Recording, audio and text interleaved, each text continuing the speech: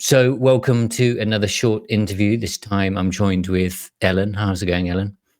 Hello, I'm good, thank you. You joined the course about a year ago, and I think you're quite an interesting person to talk to about it because of your background. So, maybe you can tell us a little bit about what you were doing before you got into the world of ASICs. Okay, yeah, so my background is actually in medicine. I went to medical school, graduated from that at 25, and then finished the training program in the UK, and then specialised into emergency medicine. So up until last summer, I was a junior doctor in A&E, and I'd worked in Bristol. I trained in London at Guy's and St Thomas's, and then worked in Bristol, and then moved back. Did a few expeditions abroad as part of like a marine biology research, but as the expedition medic on that.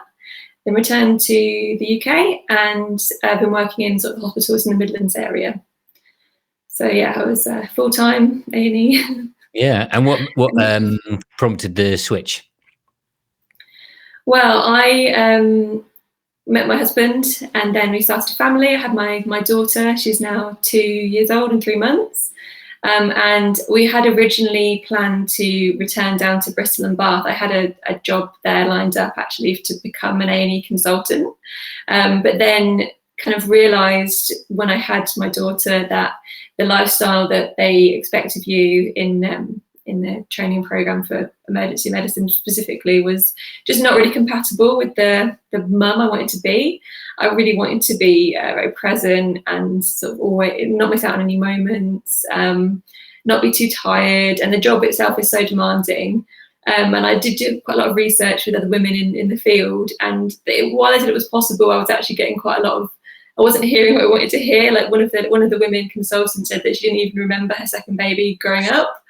And because she was just so busy training, and I was like, oh, that's not the life I want to have. And I mean, I'm sure it's possible, but my husband is an engineer himself, so I just thought I didn't need to have that kind of lifestyle. So I thought I'd focus on my family, and I was fortunate enough to have a second career path available to me, which is the world of getting into ASIC design. And that's through your dad, right?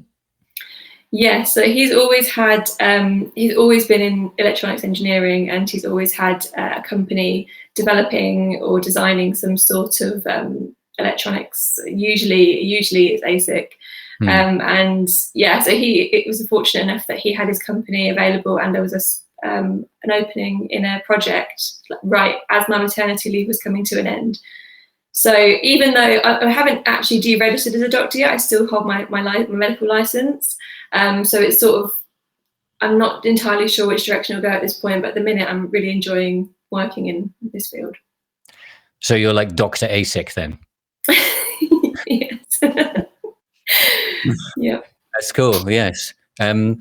So prior to taking the course, did you have any technical experience like programming or doing ASIC design or digital electronics or anything like that? Absolutely nothing. Absolutely nothing. Okay, yeah. So No. I think that, yeah, it's a very interesting story then. What would you say was the most useful part of the course for you then in actually getting to it, doing a tape out? In getting to do a tape out, the most useful part of your course is without a doubt the kind of the stepwise walkthrough of how to use OpenLane, how to integrate your design, and then it just there's so many little pitfalls you can fall into, especially if you're a beginner. And it's really clear and how to kind of go step by step through that process, including right from the beginning, how to install the tools, what versions you might need, and just going through step by step was the best. Yeah. Yeah. Because I have some prerequisites listed on the homepage, like some Linux experience useful, some command line experience useful, and so on. And Linux command line has a bit of a reputation of being scary. So how did you find, like, because if you're like anyone else, you were used to interacting with a computer by like using a mouse and clicking boxes.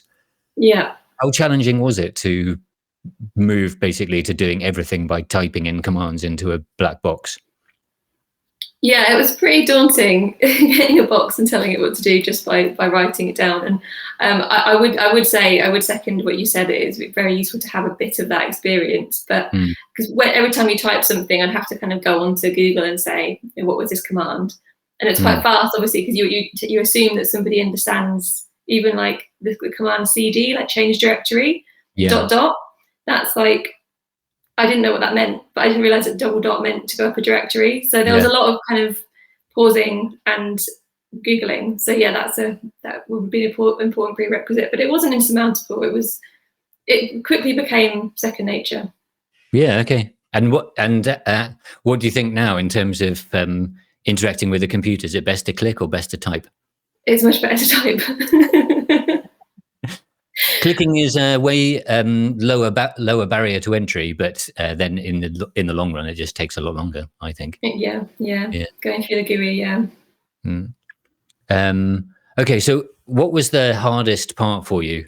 So you recently did a tape out, so you've gone all the way through from being a complete beginner to doing a first tape out. What was the hardest step?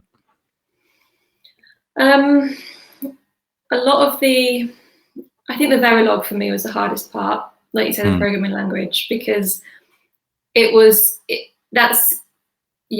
a whole nother language to kind of get your head around, and telling a chip to do what you want it to do without really knowing how a chip actually works, but you have to write the instructions anyway. So that was the hardest to learn.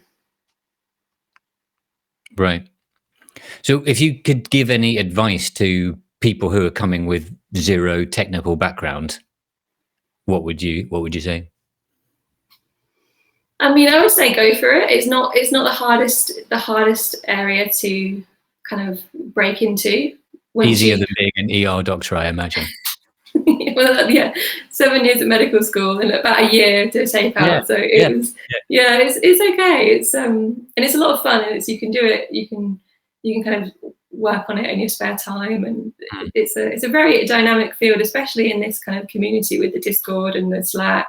It's very active and it's very supportive. So I'd say that's been, I think without yourself in the course and without the eFabless team on Slack, it would be much harder to break into. But with the community that's there, the open source Silicon movement and everything, it's really quite a good, just a nice environment to be in. Yeah, good. That's I'm very happy to hear that. It's easy to think that it's like too hard for new people to get into. So it's good to hear a positive story about it. Can you tell us a little bit more about what you're taping out at the moment?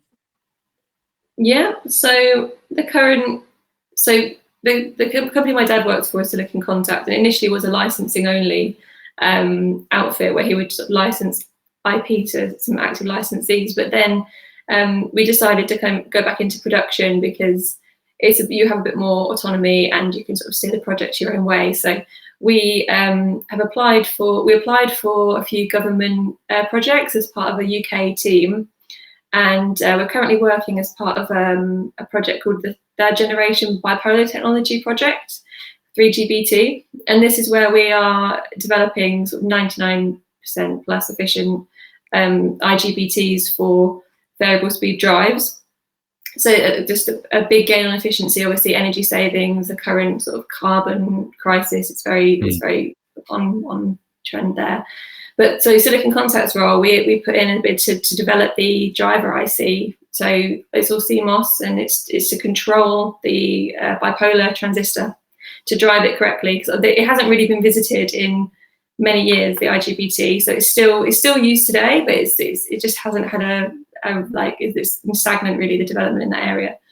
So what we've taped out in the last tape out was some of the control circuitry from digital. There was a previously functioning version, but it's mostly analog. So this is a kind of jump to digital control circuitry using the open source tools to generate that for us.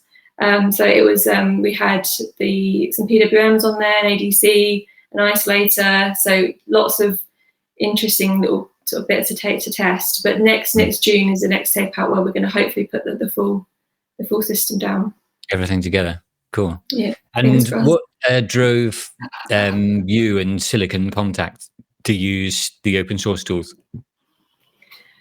Well, it was twofold really. So firstly, obviously the cost of the commercial tools is quite prohibitive. We do now, thanks to the government grant, have access to the commercial tools, but initially it's such a barrier for entry for a small design house to get into this field whatsoever. That's like the biggest barrier is production. So and my dad's always recognized that. So he when he was first in the field, he went to California and worked there, and that's where he met Tim Edwards of Me Fabulous there. Oh yeah.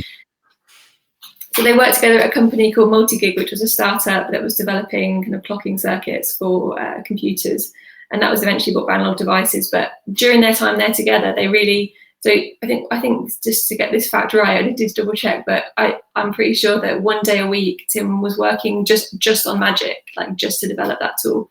So for a few years, they were both, my dad and Tim, sort of pushing the development of Magic itself. And then he's always had an interest in just kind of the movement and sort of fighting the good fight, I guess, and opening it up to wider access, rather than just having it being locked down by very expensive tools, restricting access to only a few businesses who can afford it with deep pockets. Good reason. Great. Is there anything else you want to share with us?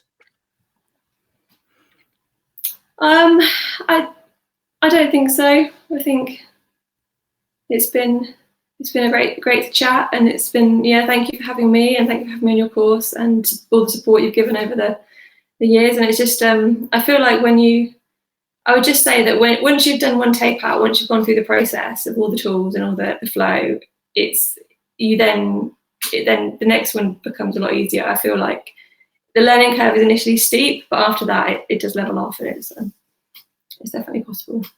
Nice. Okay, well, thanks very much for your time today, Ellen, and thanks for the interview.